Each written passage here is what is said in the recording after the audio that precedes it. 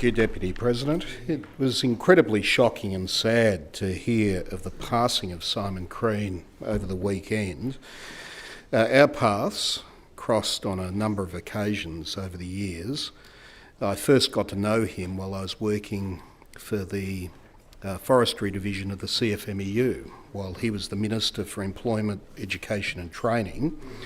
He was integral in creating the transition schemes that assisted our members to leave the logging industry.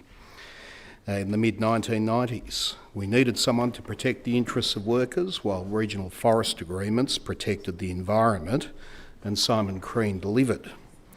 He was true to his word, and the workers' interests were protected. They were able to leave the industry with dignity and with the skills and the ability to start new careers elsewhere.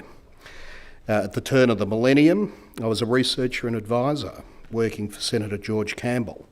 Senator Campbell had a significant interest in Australian manufacturing, and I was in and out of Simon Crean's office regularly during sitting weeks, while he was Shadow Treasurer seeking commitments in opposition through our budgetary process to fund local manufacturing. Simon Crean was somebody that was always open to new ideas and someone who cared deeply about the interests of workers. I remember an occasion when he was in Sydney for a full day of meetings at the old Commonwealth Government offices at 70 Phillip Street. A number of senators, including our office with Senator Campbell, was in that building on the same floor. And there was a very large central meeting area which the senators' offices were around. Simon Crean was there for a full day of meetings with stakeholders, and I bumped into him in the kitchen while I was making my lunch.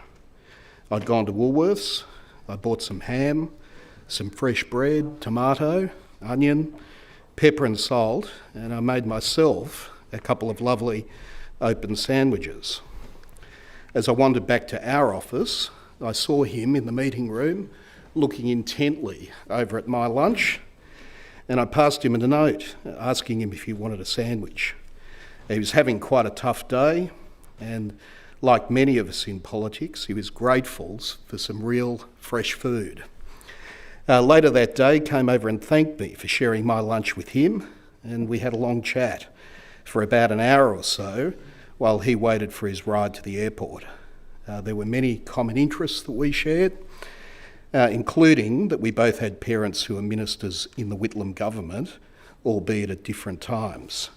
He was an honourable person, rare in a leader. He was very humble. He always treated everyone with dignity and respect. And in politics, he always took the principled position, no matter how hard it was to do so. For me, his firm opposition to the war on Iraq, coupled with his simultaneous support for our troops, sums up his impeccable character. He was truly a giant of the Labor movement for his immense contribution to the union movement, the Labor Party, and to the nation, and he'll be sadly missed. I pay my condolences to his family.